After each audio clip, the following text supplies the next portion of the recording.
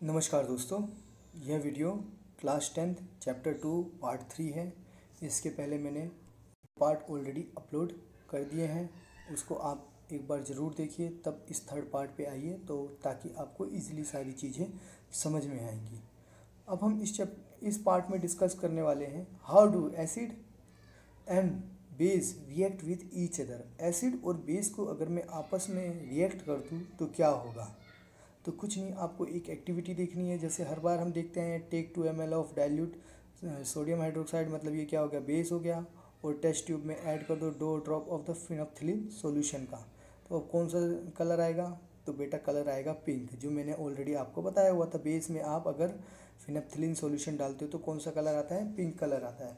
अब add dilute HCl, मतलब ये क्या हो गया, acid, to the solution drop by drop. अब उसको ड्रॉप बाय ड्रॉप डालना है। अब देखो, आपने बेस के साथ किसको रिएक्ट कर रहे हो, HCl को, एसिड को रिएक्ट कर रहे हो। तो बेटा मैं आपको सिंपल समझा देता हूँ, यहाँ पे ज़्यादा आपको मतलब कंफ्यूज होने की ज़रूरत नहीं है। आप रिएक्शन देखो। In the above activity we have observe that the effect base nullify acid and vice versa. जो एसिड होता है वो बेस के इफेक्ट को नलिफाई कर देता है ना, और जो बेस होता है वो एसिड के इफेक्ट को नलिफाई कर देते हैं। जब बेस और एसिड दोनों मिलाते हैं तो हमारा क्या हो जाता है, नलिफाई हो जाती हैं एक दूसरे को।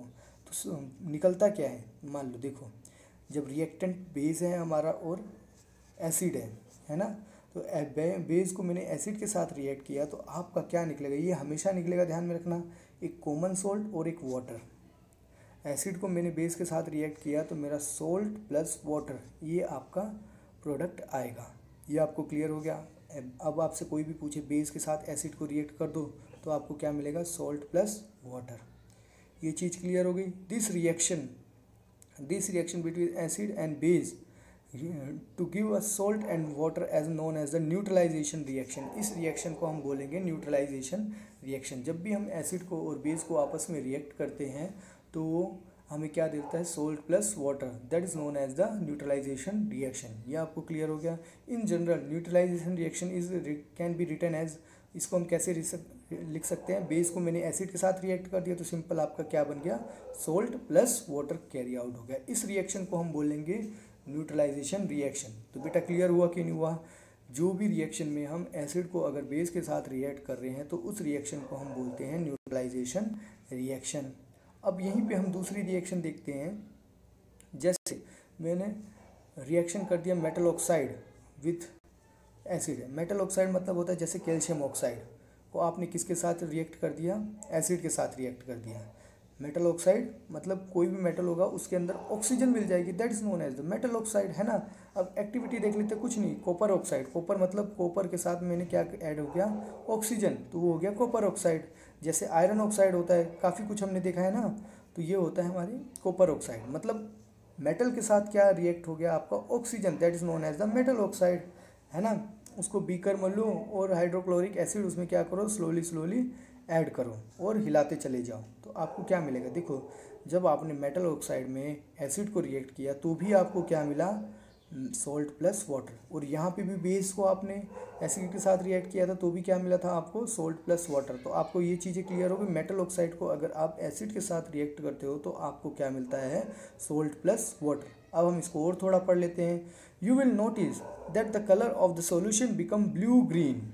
सॉल्यूशन कैसे बन जाएगा, ब्लू ग्रीन कलर का सॉल्यूशन बन जाएगा जब आप मिलाओगे तो and the copper oxide dissolve हो जाएगा। The blue green colour of a solution is due to the formation of copper chloride. अब देखो, मैं आपको बताता हूँ, एक मिनट देखो, जैसे हम कैसे रिएक्शन करेंगे, मैं आपको पूरी रिएक्शन लिख के बताऊँगा। तो आपने क्या किया, इसको हम कैसे लिख सकते हैं, जनरल इक्वेशन वे में कैसे लिख रहे हैं, मेटल ऑक्साइड एसिड के साथ रिएक्ट किया, आपको क्या मिल गया, सोल्ट प्लस वाटर। जैसे अब देखो मैं आपको रिएक्शन करके बताता हूँ। जैसे कॉपर ऑक्साइड था, आपने इसको किसके साथ रिएक्ट कर दिया, मान लो, तो हमें यहाँ पे देखना है कॉपर क्लोराइड मिल रहा है, तो हमने किसके साथ रिएक्ट किया, HCl के साथ रिएक्ट कर दिया, है ना, एसिड है HCl, तो हमें क्या मिल गया आपका, जैसे 2HCl लिख दो यहाँ पे, तो आपका मिल जाएगा कॉपर क्लोराइड, है ना, प्लस वाटर।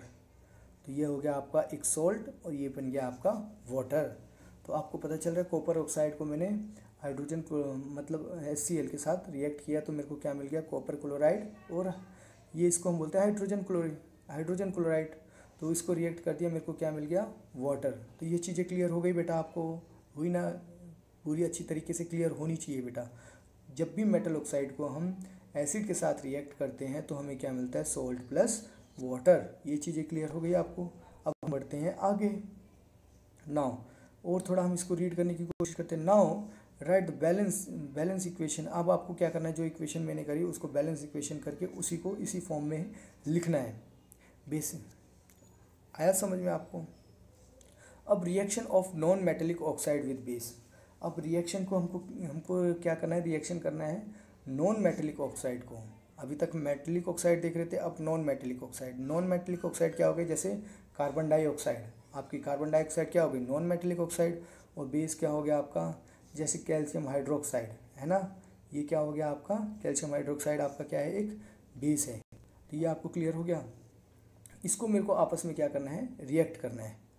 मेटल ऑक्साइड को मेरे को किसके साथ रिएक्ट करना है, बेस के साथ। तो you saw the reaction between the carbon dioxide and the calcium hydroxide, lime water. मतलब अभी पीछे हमने देखी थी ना, कैल्शियम हाइड्रोक्साइड को मैंने किसके साथ रिएक्ट किया था, कार्बन डाइऑक्साइड के साथ। पीछे हमने देखा था लाइम वाटर को, तो कार्बन डाइऑक्साइड के साथ मैंने रिएक्ट किया था तो हमें क्या मिला था, calcium hydroxide, which is calcium hydroxide क्या है, एक बेस है, और उसको रिएक्ट कर दिया मैंने कार्बन डाइऑक्साइड के साथ। तो वो क्या प्रोड्यूस करेगा, आपका सोल्ट प्लस वाटर। तो वाटर निकलेगा और आपका क्या निकलेगा, सोल्ट निकलेगा। तो ये आपको चीज़ क्लियर हुई। जैसे सोल्ट आपका क्या निकलेगा, कैल्शियम हाइड्रोक्साइड है ना, तो CaCO3, ये क्या है, एक सोल्ट है प्लस वाटर।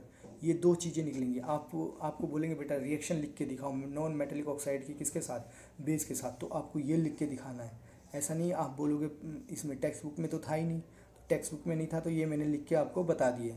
अब आपको पता चल गया, कैल्शियम हाइड्रोक्साइड को आप रिएक्ट कर रहे हो किसके साथ, कार्बन डाइऑक्साइड के साथ। कार्बन डाइऑक्साइड क्या है आपका, नॉन मेटेलिक ऑक्साइड है, और कैल्शियम हाइड्रोक्साइड आपका क्या है, बेस है। इन दोनों को आपस में रिएक्ट किया तो मेरे को क्या मिला, कैल्शियम कार्बोनेट और प्लस वाटर। ये चीज़ें आपको क्लियर हो गई बेटा।